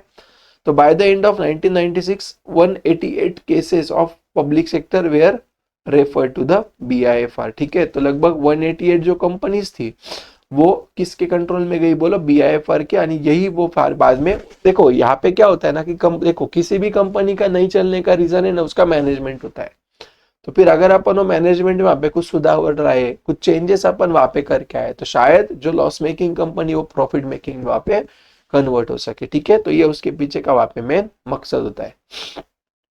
आगे देखो क्या बोल रहा है, creation of the national renewal board, ठीक है। तो इसको अपन वहां पे NRB भी बोलते हैं। अभी देखो जैसे फॉर एग्जांपल ऊपर अपन ने देखा कि कुछ कंपनीज अगर मान लो वहां पे बंद गिर जाती है, ओके, तो फिर वो केस में वो कंपनी के अंदर काम करने वाले जो लोग हैं, ओके, तो वो वहां पे क्या हो जाएंगे बोलो, अनएम्प्लॉयड हो जाएंगे, यानी उसकी वजह से वहां पे अपनी इकोनॉमी में पॉवर्टी वापस बढ़ जाएगी। तो ये जो NRB है वो क्या की, ये किसने बनाया मुझे बोलो, तो ये जो बोर्ड है नेशनल रिन्यूअल बोर्ड, ये किसने बनाया, गवर्नमेंट ने बनाया। क्यों, तो जो भी कंपनीज बंद हुई है तो उसके अंदर के जो भी एम्प्लॉय वगैरह है तो उनका अनएम्प्लॉयमेंट एंड पॉवर्टी ना हो, इसलिए उन्होंने क्या किया, NRB has takes the responsibility for providing compensation to the retrenched workers, मतलब जो वर्कर वहां से निकाल दिए गए, okay, as well as to seeking voluntary retirement. तो ये दोनों का वहां पे एक श्योरिटी, एक गारंटी देने का वहां पे काम कौन करता है बोलो, NRB वहां पे करता है, ठीक है। आगे देखो अभी ना अपन यहाँ पे तीन चीजें देखने वाले। तो पहला अपन यहाँ पे क्या देखेंगे बोलो, नवरत्न में ना पहला उन्होंने वहां पे देखो मिनी रत्न एक दिया है, महारत्न एक दिया है, ठीक है। तो नवरत्न मतलब क्या देखो, during the 97-98 9 public sector were selected and given status of Navratna. तो जो भी कंपनीज थी गवर्नमेंट की उसमें से 9 कंपनी उन्होंने वहां पे सिलेक्ट की थी और उसको उन्होंने नवरत्न करके वहां पे क्या किया था मुझे बोलो, स्टेटस दे दिया था on the basis of their performance, ठीक है। जो अच्छे काम करेंगे उसमें से 9 कंपनीज को निकाले थे उसको आप नवरत्न बोलते थे। This Navratna were given full financial and managerial authority या ऑटोनॉमी, ठीक है। तो जो भी चीज है वहां पे वो खुद करते थे। अभी देखो यहाँ पे कौन से 9 कंपनीज थे, तो आपका इसमें एक MCQ आ सकता है भला क्या, जैसे इसमें क्या आपको 3 नाम देंगे ना, एक दूसरा देंगे और नीचे बोलेंगे which of the following is not the company from Navratna, okay. तो देखो पहला कौन है, इंडियन ऑयल कॉर्पोरेशन IOC, दूसरा ONGC oil and natural gas corporation, तीसरा HPCL हिंदुस्तान पेट्रोलियम कॉर्पोरेशन, इसका आपको लॉन्ग फॉर्म भी आ सकता है, BPCL Bharat petroleum corporation limited, IPCL Indian petrochemicals corporation limited, VSNL विदेश संचार निगम लिमिटेड, भेल Bharat heavy electrical limited, steel authority of India limited, NTPC national thermal power corporation, ठीक है। तो ये जो नाम है ना दोस्तों आप लोगों को नवरत्न के याद रखने, ओके। आगे देखो at present public sector units have been further categorize into 2, मतलब जो पहले नवरत्न थे, ठीक है, तो उन्होंने वहां पे क्या किया और इसको आगे कैटेगराइज किया। पहला कौन सा, मिनी रत्न, दूसरा कौन सा, महारत्न, ठीक है। तो मिनी रत्न में देखो क्या बोल रहा है, the concept of Miniratna was introduced by the government of India in 2002। Miniratna को उन्होंने 2 कैटेगरी में डिवाइड किया, ठीक है। पहला कौन सा, मिनी रत्न कैटेगरी 1, मिनी रत्न कैटेगरी 2, ठीक है। अभी कैटेगरी 1 में क्या आता है देखो, तो public sector company should have made profit in last 3 years continuously. तो इसका कंडीशन क्या है, मिनी रत्न 1 में कौन आएगा, जिसने वहां पे लास्ट 3 ईयर में प्रॉफिट किया हुआ है, समझा क्या, लॉस नहीं चाहिए, पिछले 3 साल में प्रॉफिट चाहिए, ठीक है। And the pre tax profit, and pre tax profit, pre tax मतलब बिफोर टैक्स, हाँ, प्री टैक्स प्रॉफिट ये एटलीस्ट 1 साल में, pre tax profit is should have been 30 crore more in at least 3, मतलब ये जो 3 साल है उसमें से एटलीस्ट 1 साल में तो भी वहां पे उनका 30 करोड़ या उससे ज्यादा वहां पे उनका प्रॉफिट होना चाहिए। और ये कौन सा, प्री टैक्स प्रॉफिट। अगर ये होता रहेगा, जैसे पिछले 3 साल में प्रॉफिट है और साथ साथ में कोई भी 3 साल में से 1 साल 30 करोड़ या उससे ज्यादा वहां पे उन्होंने प्री टैक्स प्रॉफिट कमाया हुआ है, तो वो केस में वो मिनी रत्न कैटेगरी 1 में वहां पे चले जाएगा, ठीक है। कैटेगरी 2 में देखो, a public sector company can be called as mini ratna category 2 if it has made profit of last 3 years as well as it has a positive net worth, ठीक है। तो इधर कोई सेकेंड वाला जो कंडीशन है, यहाँ पे कैसे 30 करोड़ या उससे ज्यादा प्रॉफिट का था, इधर वो नहीं, इधर क्या है, 3 साल पिछले तुमने प्रॉफिट करना चाहिए और तुम्हारा जो नेटवर्थ है, मतलब जो संपत्ति है, वो कैसे होनी चाहिए, बोलो यहाँ पे पॉजिटिव नेटवर्थ होना चाहिए। याद रखना, ये आपको आएगा भला के नोट वगैरह में, ठीक है। तो ये अच्छे से याद रखना, आपको मिनी रत्न के ऊपर वहां पे नोट आ सकता है, ठीक है। आगे देखो क्या बोल रहा है, महारत्न। तो देखो क्या बोल रहा है, महारत्न कैटेगरी फॉर सीपीएसई। सीपीएसई मतलब क्या, सेंट्रल पब्लिक सेक्टर एंटरप्राइज। अगर इसके एग्जांपल अगर अपन वहां पे देखना चाहे तो जैसे देखो हिंदुस्तान एरोनॉटिक्स वहां पे आप बोल सकते हो, ठीक है।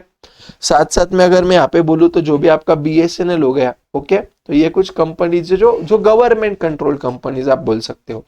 Was introduced in 2009 with the objective of power mega CPSEs to expand their operations। मतलब ये जो भी तुम्हारे सेंट्रल पब्लिक सेक्टर एंटरप्राइजेस है वहां पे और उनके जो काम करने का प्रोसेस है वो और बढ़ जाए और वो कंपनीज बड़े कंपनीज वहां पे बन जाए, उसका वहां पे जल्दी से एमएनसीज में वहां पे कन्वर्जन हो जाए, ठीक है। ये उसके पीछे का उनका वहां पे क्या था, मुझे बोलो, मेन मकसद था, ठीक है। तो देखो अपन ने वहां पे जो भी अभी प्राइवेटाइजेशन देखा तो उसके अंदर अपन ने मेजर्स में कितने पॉइंट्स देखे दोस्तों, टोटल 5 पॉइंट देखे बोल सकते हैं। पहला डिसइन्वेस्टमेंट, डी रिजर्वेशन पॉलिसी, फिर एस्टेब्लिशमेंट ऑफ बीआईएफआर, फिर नेशनल रिन्यूअल बोर्ड अपन ने देखा, आणि नवरत्न स्टेटस। उसके अंदर अपन ने वहां पे मिनी रत्न आणि महारत्न देखा और मिनी रत्न में मिनी रत्न 1 आणि मिनी रत्न 2 भी वहां पे अपन ने देख लिया, ठीक है। तो आई होप दोस्तों आप सभी लोगों को जो भी मैंने प्राइवेटाइजेशन की चीज सिखाई वो आपको अच्छे तरीके से समझ में आ गई होगी, ठीक है। तो जो भी अपना नेक्स्ट वाला टॉपिक है दैट इज ग्लोबलाइजेशन, वो अपन वहां पे अगले वीडियो में देख लेंगे। तो देखो दोस्तों, आज का जो भी अपना लेक्चर होगा ना, इस लेक्चर के अंदर यहाँ पे अपन जो भी आपका 9th वाला चैप्टर है उसको खत्म कर देंगे। सिर्फ इसका जो एक्सरसाइज वाला पार्ट रहेगा उसके लिए एक अलग से वीडियो में वहां पे बना दूंगा। तो देखो यहाँ पे ना सबसे पहले अपन देखेंगे एग्जैक्टली ग्लोबलाइजेशन मतलब होता क्या है। तो देखो, globalization has been the ultimate aim of the new economic policy. तो जो भी अपने 3 अपन ने कंपोनेंट देखे थे न्यू इकोनॉमिक पॉलिसी में, जिसमें अपन ने पहला देखा था लिबरलाइजेशन, सेकंड अपन ने वहां पे देखा था प्राइवेटाइजेशन और तीसरा ग्लोबलाइजेशन, ठीक है। तो ये लिबरलाइजेशन और प्राइवेटाइजेशन की मदद से वहां पे क्या हो गया भाई, अभी अपना अपने लिए बोलो वहां पे ग्लोबलाइजेशन पॉसिबल हो गया, ठीक है। तो जो न्यू इकोनॉमिक पॉलिसी का मेन मकसद क्या था, बोलो ग्लोबलाइजेशन को करना। तो देखो, to be more specific, liberalization and privatization final lead to globalization in the economy, ठीक है। चलो अभी ध्यान दो, देखो क्या बोल रहा है, globalization means the creation of global economy. तो मतलब क्या, अपना जो इंडिया है, तो अपने इंडिया को सिर्फ अपने कंट्री तक ही रिस्ट्रिक्टेड नहीं रखना है, बल्कि अपने कंट्री को वहां पे पूरे वर्ल्ड वाइड वहां पे ओपन कर देना है, ठीक है।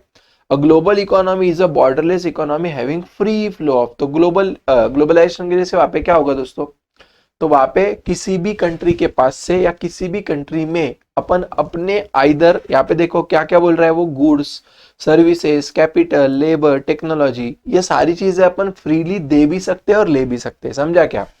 तो in other words globalization means integrating the economy of a country with the world economy. मतलब अपने कंट्री को वर्ल्ड के इकोनॉमी के साथ कनेक्ट करने का जो काम होगा, इसको अपन वहां पे क्या बोलेंगे दोस्तों, ग्लोबलाइजेशन बोलेंगे। Next, it removes all the barriers in the free trade and investment, ठीक है ना।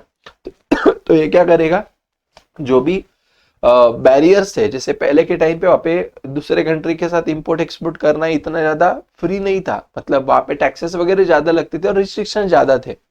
तो आज के तारीख में अपन वहां पे कैसे कर सकते हैं, फ्रीली एक्सपोर्ट इंपोर्ट कर सकते हैं, ठीक है। चलो नेक्स्ट देखो क्या बोल रहा है, मेजर्स टेकन फॉर ग्लोबलाइजेशन। तो ग्लोबलाइजेशन के लिए क्या क्या मेजर्स लिए, देखो पहला रिमूवल ऑफ क्वांटिटेटिव रिस्ट्रिक्शंस। तो जो भी जैसे देखो पहले क्या था मालूम है क्या, कि अपने को अगर कोई भी गुड्स अगर इंपोर्ट या एक्सपोर्ट करना है तो वहां पे उसके लिए क्वांटिटी वाइज वहां पे लिमिट था कि आप इतने ही आइटम इंपोर्ट या एक्सपोर्ट कर सकते, उससे ज्यादा नहीं कर सकते। और स्टार्टिंग में वहां पे कैसा था दोस्तों, कि जो भी रेट लगता था, टैक्सेस वगैरह जो लगते थे वो ज्यादा टैक्स लगते थे, ठीक है। तो अभी अपन ने क्या कर दिया, गवर्नमेंट ने जो भी क्वांटिटेटिव रिस्ट्रिक्शंस थे उसको वहां पे रिमूव कर दिया, और साथ साथ में वहां पे इसके ऊपर के जो भी टैक्स रेट वगैरह थे वो भी वहां पे गवर्नमेंट ने कम कर दिए, ठीक है। तो इसके वजह से the import duty on industrial goods have been reduce. तो कहीं ना कहीं भी इसकी वजह से वहां पे क्या हो जाएगा दोस्तों, अपना फॉरेन जो ट्रेड है वो वहां पे इंक्रीज हो जाएगा, ओके।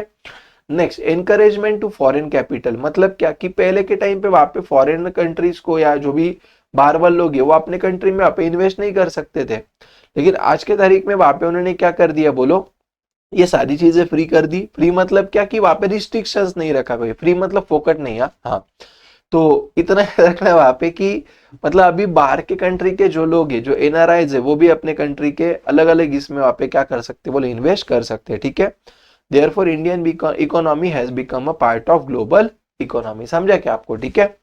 तीसरा, कन्वर्टेबिलिटी ऑफ रूपी। तो देखो exchange rate of rupee have been made flexible. मतलब अगर आप देखोगे तो अपन अपने रूपी दे के वहां पे यूएस डॉलर भी परचेस कर सकते हैं, अपन अपने रूपी दे के वहां पे यूरोज भी ले सकते हैं। कोई भी फॉरेन करेंसी अगर हमको चाहिए होगी तो अपन अपने पैसे के अगेंस्ट उसको एक्सचेंज कर सकते हैं on account of current account transaction. Current account मतलब क्या, ऐसे ट्रांजेक्शन जो कैपिटल नेचर के नहीं है, ओके। मतलब इतना याद रखो जो गुड्स एंड सर्विसेज के रिलेटेड है, समझा क्या। तो उसके लिए अपना जो रुपये हो कैसे कन्वर्टेबल वहां पे हो गया। आगे फॉरेन कोलेबरेशन, मतलब क्या, इंडियन कंपनीज को फॉरेन कंपनीज के साथ टाई अप करवाना, दैट इज फॉरेन कोलेबरेशन, ठीक है। तो Indian companies are allowed to enter into important foreign collaboration. जैसे देखो मारुति सुजुकी, बराबर है ना, फिर हीरो होंडा, टाटा कोरस, ये जो डील है दोस्तों, ठीक है ना। तो ये क्या है मुझे बोलो आप पे, तुम्हारा कोलेबरेशन इसको कहा जाएगा। इसकी वजह से क्या होगा दोस्तों, ओवरऑल सबको फायदा होगा, समझा क्या। आगे long term trade policy, to ensure the longer duration of foreign trade. किसी भी फॉरेन ट्रेड को लंबे समय तक टिकने के लिए उन्होंने वहां पे जो फॉरेन ट्रेड पॉलिसी थी उसमें वहां पे कुछ चेंजेस लेके आए। तो क्या क्या चेंजेस लाए, देखो पहला, लिबरलाइज्ड पॉलिसी, मतलब फ्रीली ट्रेड करो आप। Removal of restrictions on the foreign trade, कोई क्वांटिटेटिव रिस्ट्रिक्शंस, किसी भी इसका कोई रिस्ट्रिक्शन वहां पे नहीं रहा। तीसरा, encouragement of the foreign collaboration. तो तीन चीजें याद रखना, ठीक है। नेक्स्ट देखो क्या बोल रहा है, एक्सिम। एक्सिम मतलब क्या, एक्सपोर्ट इंपोर्ट पॉलिसी। तो उन्होंने क्या किया, एक्सपोर्ट को आप एनकरेज करने के लिए through EXIM policy various incentives are given to the exporter. मतलब अपने कंट्री ने वहां पे ज्यादा से ज्यादा एक्सपोर्ट करना चाहिए, इसके लिए वहां पे क्या किया, तो उन्होंने कुछ स्पेशल इकोनॉमिक जोन बनाए, कुछ एरिया बनाए जहां से उनको टैक्सेस नहीं लगेगा, और जिसकी वजह से वहां पे लोग क्या करे, बोले ज्यादा से ज्यादा एक्सपोर्ट। एक्सपोर्ट करने से क्या फायदा होगा दोस्तों, तो हमको हमारे पास जो भी फॉरेन कंट्रीज के करेंसी वो अपने पास वहां पे आएगी, तो अपना फॉरेन एक्सचेंज का रिजर्व वो वहां पे अपना इंक्रीज हो जाएगा। समझ में आया आपको, ठीक है। तो देखो इस तरीके से वहां पे आपके क्या है बोलो, 6 वहां पे मेजर्स है, किस चीज के मुझे बोलो, ग्लोबलाइजेशन के, ठीक है। चलो अभी देखो नेक्स्ट अपन यहाँ पे देखेंगे evaluation of the economic policy of 1991, ठीक है। इवेल्युएशन मतलब क्या दोस्तों, कि जो भी उन्होंने ये पॉलिसी लेके आए थे तो वो उसका इम्पैक्ट क्या हुआ, ये अच्छा है क्या बुरा है, कौन सी चीजें इसके जैसे अच्छी हुई, कौन सी चीजें बुरी हुई, उसका स्टडी करना, दैट इज इवेल्युएशन, ओके। तो पहला क्या, रिवॉल्यूशन इन आईटी सेक्टर। तो ग्लोबलाइजेशन की वजह से वहां पे आईटी सेक्टर में क्या बोला, एक्सपोनेंशियल ग्रोथ वहां पे हमको देखने को मिला। तो देखो globalization has created revolution in IT sector, it has contributed India's GDP, ठीक है। मतलब इंडिया की जीडीपी को बढ़ाने के लिए ये आईटी सेक्टर ने बहुत हेल्प किया। Indian software engineer high in demand in develop countries like USA, UK, France etcetera etcetera. अपने यहाँ पे जो लोग हैं वो थोड़े से उनके कंपैरिजन में सस्ते रेट पे काम करते हैं, इसके वजह से अपने यहाँ पे ज्यादा डिमांड है, समझा क्या, ओके। और आईटी सेक्टर जो भी है ना, मतलब राइट, तो यहाँ पे बहुत ज्यादा डेवलप हुआ ड्यू टू ग्लोबलाइजेशन, ठीक है। दूसरा, इंप्रूवमेंट इन फाइनेंशियल फैसिलिटीज, देखो क्या बोल रहा है, due to entry of private and foreign banks. Financial facilities मतलब क्या दोस्तों, इन टर्म्स ऑफ लोन वगैरह वो सारी चीजें। तो देखो पहले के टाइम पे वहां पे कैसे था, जो भी सारी चीजें चलती थी वो सिर्फ पब्लिक सेक्टर कंपनी से चलती थी, बराबर है क्या। तो जब भी प्राइवेट सेक्टर यानी फॉरेन बैंक्स वहां पे आए तो financial sector has become highly professional and competitive. तो जो भी फाइनेंशियल सेक्टर्स है अपने, वहां पे क्या हो गए मुझे बोलो, बहुत अच्छे से काम करने लगे है क्या नहीं। अगर आप देखोगे तो आपको वहां पे ध्यान में आएगा कि आप अभी घर बैठ के ही सारी चीजें कर सकते हो ऑनलाइन तरीके से। इवन आपको अकाउंट भी ओपन करना होगा तो 2 मिनट में ओपन हो जाता है, ठीक है ना। तो सारी चीजें कैसे हो गई दोस्तों, क्विक सर्विस हमको मिलने लगी, साथ साथ में क्रेडिट कार्ड, इलेक्ट्रॉनिक बैंकिंग, ठीक है, जो अपना फोन पे गूगल पे चल रहा है, ये सब क्या अच्छी डेवलपमेंट है फाइनेंशियल फैसिलिटीज में, ठीक है। ये ग्लोबलाइजेशन के जैसे पॉसिबल है। तीसरा, इंप्रूवमेंट इन एजुकेशनल स्टैंडर्ड्स। अभी ग्लोबलाइजेशन के जैसे आपने आके देखो, इंडियन बहुत सारे जो लोग हैं वो बाहर जाते कि नहीं बोलो, पढ़ाई लिखाई के लिए जाते, ठीक है ना। तो वो अब्रॉड जाने लगे उनके एजुकेशन के लिए। An effect of flexibility in getting educational loan, scholarship and other required facilities से हमको फायदा होने लगा, ठीक है। नेक्स्ट चौथा, increase in export. Our export have increase considerably. India is not only exporting traditional product but also machinery, chemical, ये computers वगैरह। तो मतलब जो भी अपन वहां पे पहले करते थे ना एक्सपोर्ट, अभी उसमें वहां पे बहुत सारी एडिशनल चीजें भी अपन एक्सपोर्ट करने लगे, जिसकी वजह से consequently our adverse balance of payment position is improving. मतलब जो बैलेंस ऑफ पेमेंट मतलब क्या, कि जो भी अपना मतलब अपना पहले इंपोर्ट ही ज्यादा होता था, एक्सपोर्ट कम होता था, अभी एक्सपोर्ट भी बढ़ने लगा तो बैलेंस ऑफ पेमेंट मैनेज होने लगा, ठीक है। आगे डाइवर्सिफिकेशन ऑफ क्रॉपिंग पैटर्न। तो देखो क्रॉपिंग पैटर्न मतलब क्या, अगर आप देखोगे पहले तो जैसे आपको पता है कि इंडिया एक, या जो अपना कंट्री है वो कैसा है बोले, एक कृषि प्रधान देश है, बराबर है क्या नहीं। तो एग्रीकल्चरल एक्टिविटी अपने यहाँ पे जो मेन एक्टिविटी मानी जाती है। तो पहले के टाइम पे जो फार्मर्स थे वहां पे क्या करते थे, जो भी आपके खाने पीने की चीजें जैसे गेहूं चावल वगैरह वही सारी चीजें बनाते थे। लेकिन अभी उन्होंने क्या कर दिया, due to globalization only staple food and cash crop पहले वो बनाते थे, जो अभी क्या कर दिया, as per the requirement of globalization they have diversified their cropping pattern. मतलब अभी वो चीजें सब बनाने लगे कि जो वहां पे ज्यादा डिमांड में, जैसे देखो हॉर्टिकल्चर हो गया, फ्लोरिकल्चर, मेडिसिनल प्लांट्स वगैरह, ठीक है। तो इसकी खेती वहां पे बढ़ने लगी, समझा क्या, जो high demanded by the foreign countries है, ठीक है। आगे solve the problem of scarcity. तो due to liberal imports we can overcome the scarcity. मतलब अगर कोई चीज है कि अगर कमी हो गई तो अपन दूसरे कंट्री से मंगा के वहां पे वो जो स्कैरसिटी है, जो लिमिटेशन है, उसको निकाल सकते हैं, ठीक है। तो ये सारे क्या है मुझे बोलो, मेजर अचीवमेंट्स है दोस्तों, जो हमको ग्लोबलाइजेशन की वजह से आप देखने को मिला। इसको इंपॉर्टेंट मार्क करना है, क्वेश्चन आपको आएगा एग्जाम में, ठीक है। और फेल्यूअर्स क्या है, तो लैक ऑफ सेल्फ सफिशिएंसी। तो ग्लोबलाइजेशन की वजह से ऐसा होता है बहुत बार कि अपने लोगों को ही वहां पे फिर फूड सफिशिएंट नहीं होता है, जो भी गेहूं है, चावल है, या जो भी चीज है वो हमारे कंट्री में कम गिर जाती है। A country under globalization can not achieve self sufficiency in food production because it is force to produce. मतलब क्या, यहाँ पे लोग क्या कर रहे हैं फिर मुझे बोलो, ऑब्वियस है दोस्तों, फार्मर वही बनाएंगे जिससे उनको ज्यादा पैसा मिलेगा। तो फिर ग्लोबलाइजेशन के पहले तो वहां पे सिर्फ वो वही चीजें बनाते थे ना जो अपने खाने पीने के रिलेटेड थी, बट अभी बाकी की चीजें करने लगे। तो ग्लोबलाइजेशन की वजह से फिर ये फूड का वहां पे थोड़ा सा लैक हमको वहां पे ध्यान आने लगा, ठीक है, या स्कैरसिटी वहां पे हमको महसूस होने लगी।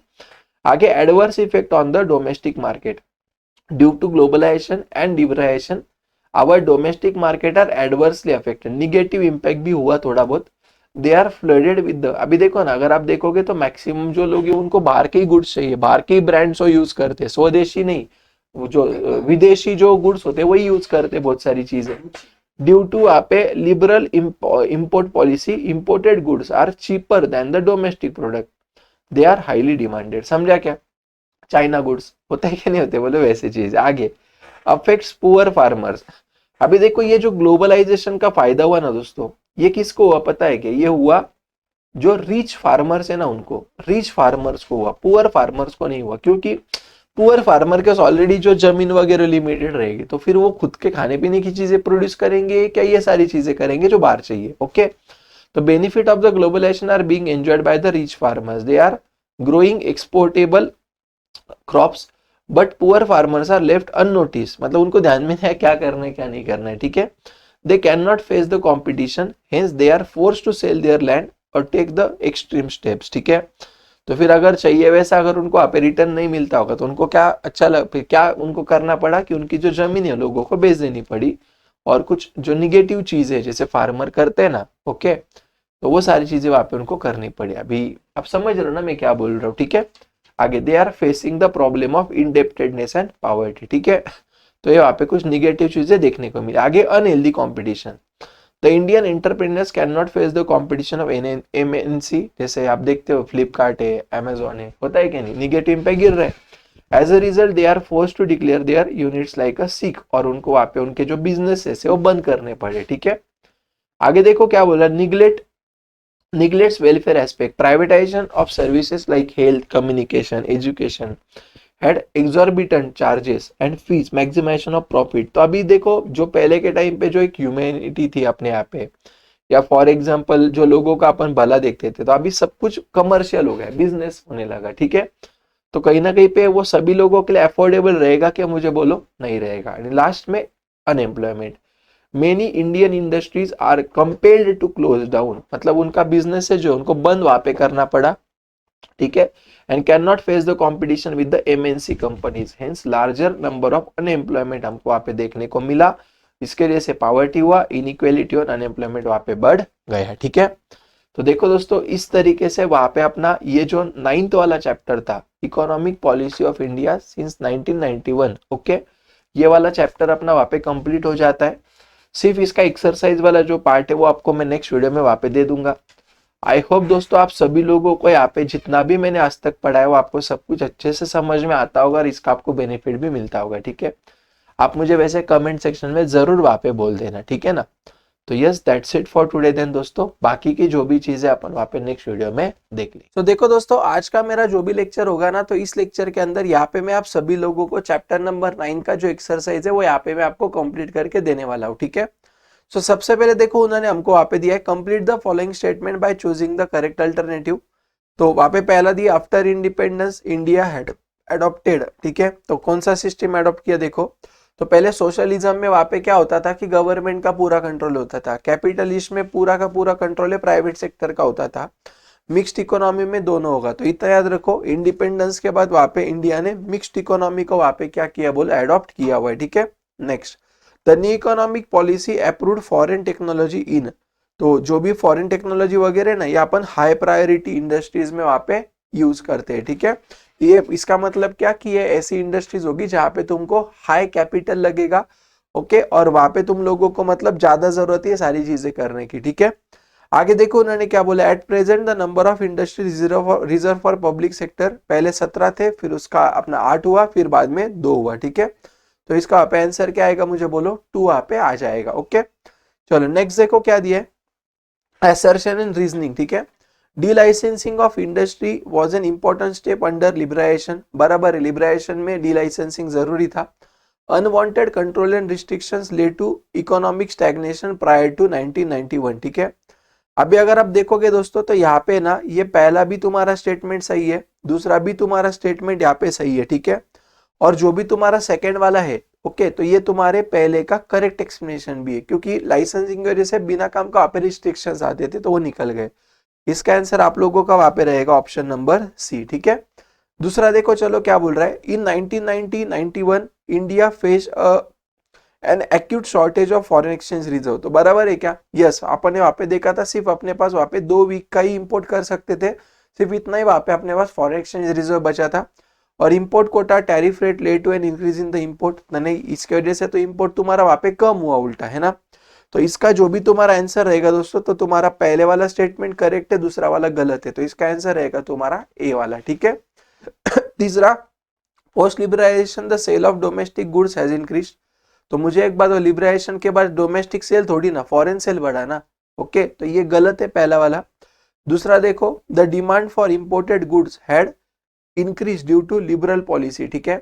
तो देखो दोस्तों, लिबरल पॉलिसी की वजह से वहां पे कहीं ना कहीं पे इंपोर्टेड गुड्स का जो डिमांड है बढ़ा के नहीं बढ़ा, बोलो, यस बढ़ गया, ठीक है। तो तीसरे का जो आंसर रहेगा दोस्तों, ये रहेगा आपका A is false but R is true. समझ में आया क्या, पहला गलत है, दूसरा सही है, ठीक है। आगे, due to globalisation country can not achieve self sufficiency, बराबर है, ग्लोबलाइजेशन की वजह से अपन वहां पे बाहर एक्सपोर्ट करने लगे गुड्स को, तो अपने को जो भी गुड्स वहां पे चाहिए वो गुड्स अपन वहां पे नहीं उतना कर पा रहे थे, ठीक है। And globalisation has created a revolution in the IT sector, okay. अभी ध्यान देना मैं क्या बोल रहा हूँ। तो अगर आप देखोगे तो ये दोनों स्टेटमेंट जो है ना सही है, बट क्या दूसरे आईटी सेक्टर का सेल्फ सफिशिएंट से कोई रिलेशन है क्या, बोलो? नहीं है, ठीक है। तो इसका आंसर रहेगा तुम्हारा both A and R correct, but R is not correct explanation of A, ठीक है। आई होप दोस्तों आप लोगों को यहाँ तक सारी चीज समझ में आई होगी, ओके। चलो नेक्स्ट देखो उन्होंने क्या बोला है, find out the odd word out, ठीक है। तो न्यू इकोनॉमिक पॉलिसी में इसके कंपोनेंट्स क्या थे, लिबरलाइजेशन, प्राइवेटाइजेशन, ग्लोबलाइजेशन। तो डीमोनेटाइजेशन का यहाँ पे ऑड मैन आउट आपका आ जाएगा, ठीक है। आगे देखो, इंडस्ट्रीज रिक्वायरिंग कंपलसरी लाइसेंसिंग। तो लाइसेंस किस में चाहिए, डिफेंस में चाहिए, ओके, सिगरेट में चाहिए, इसमें भी चाहिए। तो मतलब किस में नहीं चाहिए, एग्रीकल्चर में नहीं चाहिए, ठीक है। आगे नवरत्न, आईओसी सुना था अपन, इंडियन ऑयल कॉर्पोरेशन, ओएनजीसी भी सुना था, एचपीसीएल भी सुना था, ठीक है। तो यहाँ पे एसपीसीएल जो है ना आप लोगों का, ये क्या आएगा बोला आपका, यहाँ पे ऑड वन आउट आ जाएगा, ठीक है। Next, liberation dealt with the, देखो तो अपन ने कल उसके पॉइंट्स देखे थे, एमआरटीपी था क्या, मोनोपोली रिस्ट्रिक्टिव ट्रेड प्रैक्टिसेस, ये था, फेरा भी था, सेबी भी था। तो एनटीपीसी आप लोगों का यहाँ पे क्या आएगा बोलो, ऑड वन आउट आ जाएगा, ठीक है। नेक्स्ट देखो, question number 4, vehicle manufactured by various automobile companies are now available in India. ये किसके वजह से पॉसिबल हुआ, मुझे यहाँ पे बोलो? ग्लोबलाइजेशन की वजह से ये पॉसिबल हुआ, ओके। तो ग्लोबलाइजेशन का बस मतलब लिख देना, आप because of globalisation one country can make any transaction with the another country, ठीक है। And import and export is possible, therefore ये सारी चीजें वहां पे हो रही है, ओके। आगे देखो दूसरा उन्होंने क्या बोला है, government equity in some public enterprises sold. तो इसको अपन वहां पे क्या बोलते हैं, बोलो disinvestment. Disinvestment is nothing but what, whenever public sector is selling off their share to the private sector. Example Maruti Suzuki, VSNL वगैरह, वो अपन ने वहां पे देख लिया था, ठीक है। आगे, foreign investment are encourage on a large scale in the industrial sector of India, ठीक है। तो मुझे एक बात बोलो, फॉरेन सेक्टर वहां पे अगर आ रहा है, अपने यहाँ पे पैसा लगा रहे, तो इसको अपन बोलते हैं फॉरेन डायरेक्ट इन्वेस्टमेंट। क्या बोलते हैं बोलो, फॉरेन डायरेक्ट इन्वेस्टमेंट बोलते हैं। जब भी बाहर के कंट्री के लोग अपने इधर वहां पे इन्वेस्ट कर रहे हैं, तो that is called as foreign direct investment, ठीक है। Next, state with the reason whether agree और disagree. Liberalisation has permitted the use of foreign technology. तो ये करेक्ट है क्या, मुझे बोलो? यस, ये एग्री है। समझा क्या? तो लिबरलाइजेशन मतलब क्या, कि वहां पे क्या होगा दोस्तों, कि अपन वहां पे ऑब्वियसली जो फॉरेन टेक्नोलॉजी वो अपन वहां पे जो हाई प्रायोरिटी सेक्टर है उसके अंदर अपन इसका यूज करने लगे, बाहर के लोग भी अपने यहाँ पे इन्वेस्ट करने लगे, एक्सेट्रा एक्सेट्रा, ठीक है। Government has given private enterprises free access to the public sector, ठीक है। अभी मुझे एक बात बोलो दोस्तों, कि जो भी गवर्नमेंट है, राइट, तो उसने वहां पे प्राइवेट एंटरप्राइजेस को एक्सेस दिया कि नहीं दिया, मुझे बोलो? यस, स्टार्टिंग में अगर आप देखोगे तो आप 18 इंडस्ट्रीज थी, फिर 8 हो गई, फिर 3 हो गई, फिर 2 हो गई, तो आज सिर्फ गवर्नमेंट का 2 ही है, मतलब बाकी का उन्होंने एक्सेस दे दिया। तो इसका भी आंसर क्या रहेगा, मुझे बोले? यहाँ पे एग्री रहेगा, समझा ना। नेक्स्ट देखो, government has a monopoly in insurance sector, गलत है, ठीक है, डिसएग्री। क्यों? क्योंकि देखो वहां पे ना, जो भी 1991 में अपन ने देखा था, IRDA आया था, इंश्योरेंस रेगुलेटरी, वो जो भी था ना तुम्हारा, वो एक्ट आया था वहां पे, ठीक है ना, इंश्योरेंस के रिलेटेड। तो वहां पे उन्होंने क्या कर दिया था, फिर मुझे बताओ जल्दी से, उन्होंने वहां पे जो भी पब्लिक अपने प्राइवेट जो सेक्टर्स थे उनको भी उन्होंने लाइसेंस वहां पे देना चालू कर दिया, और इसके वजह से कहीं ना कहीं पे गवर्नमेंट का जो मोनोपोली पहले हुआ करता था, अभी वो मोनोपोली वहां पे रहा क्या, मुझे बताओ? नहीं रहा, ठीक है। आगे देखो, द क्रिएशन ऑफ NRB मतलब national renewal board was done to remove poverty, correct है। अपन ने वहां पे ये एग्री लिख देना आप। अपन ने देखो वहां पे ये देखा था कि नहीं दोस्तों, कि जब भी अपना मान लो फॉर एग्जांपल कोई BIFR वगैरह था, ओके, तो वो टाइम पे अगर किसी कंपनी अगर बंद गिर जाती है, सिख कंपनी से अगर वहां पे बंद गिर जाती है, तो उसके अंदर के जो भी एम्प्लॉइज वगैरह उनको वहां पे निकाल दिया जाएगा, ओके।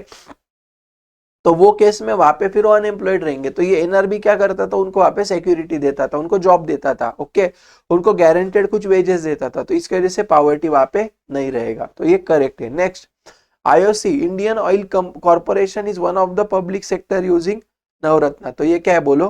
करेक्ट है, समझा क्या?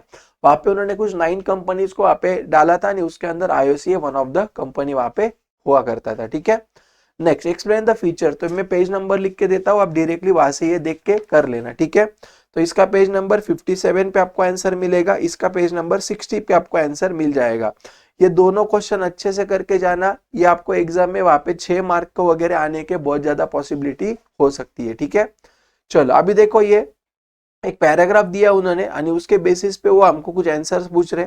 तो पहला देखो, identify the reason for low per capita consumption of ice cream in India, ठीक है। तो एक काम करना, आप इसको मार्क करके रखना कि देखो यहाँ पे ना, अगर आप देखोगे ना तो आप लोगों को जो इसका आंसर है, ठीक है, वो मिल जाएगा यहाँ पे। तो आप ये आंसर लिख देना वहां पे, पर capita consumption of ice cream is low in India because it is country field with the traditional sweet वगैरह। तो आप लोग वहां पे क्या कर सकते हो दोस्तों, यहाँ से लेके आप लोग है ना, मैं जो मार्क करके दे रहा हूँ ये आपका वहां पे क्या रहेगा बोलो, फर्स्ट क्वेश्चन का आंसर रहेगा। ये आप मार्क करके वहां पे रख देना, ठीक है। This is the answer of your first question, okay. Second देखो क्या बोल रहा है यहाँ पे, वो explain the impact of globalisation on the Indian industries, ठीक है। तो एक काम करना, आप वहां पे सुनो, ये जो है ना आप लोगों को यहाँ पे मैं कुछ मार्क करके देता हूँ, उसको मार्क कर लेना। तो देखो यहाँ पे आपको दिखेगा, देखो ये multinational company have set up a number of ice cream parlor with a lot of varieties and flavors that attract younger a lot, ठीक है। तो ये जो भी है दोस्तों, ये आप वहां पे मार्क कर लेना। और ये किसके वजह से पॉसिबल हुआ, मुझे बोलो, ग्लोबलाइजेशन की वजह से पॉसिबल हो गया, ठीक है। ये सेकंड का आंसर है तुम्हारा, ओके। तीसरे का देखो क्या बोल रहा है, find out the factor that could lead the growth of ice cream industry in India, ठीक है। तो ऐसे कौन सी चीजें है बाबा जिसकी वजह से तुम्हारा आइसक्रीम इंडस्ट्री का ग्रोथ हो रहा है। तो एक काम करो, वहां पे आप लोग है ना मार्क करके रखो। देखो ये वाला आपका आंसर रहेगा, the ice cream sector has great potential for growth in the country due to improvement in the cold chain infrastructure, increase in disposable income, changing lifestyle of the people, etcetera etcetera, ठीक है। तो आप यहाँ पे क्या कर देना दोस्तों, इसको वहां पे मार्क करके प्लीज रख देना, ठीक है। इतना समझ में आया क्या, मुझे बोलो, राइट। और लास्ट में देखो यहाँ पे क्या बोल रहा है, express your views about the implication of higher GST on ice cream. अभी देखो समझो मेरी बात।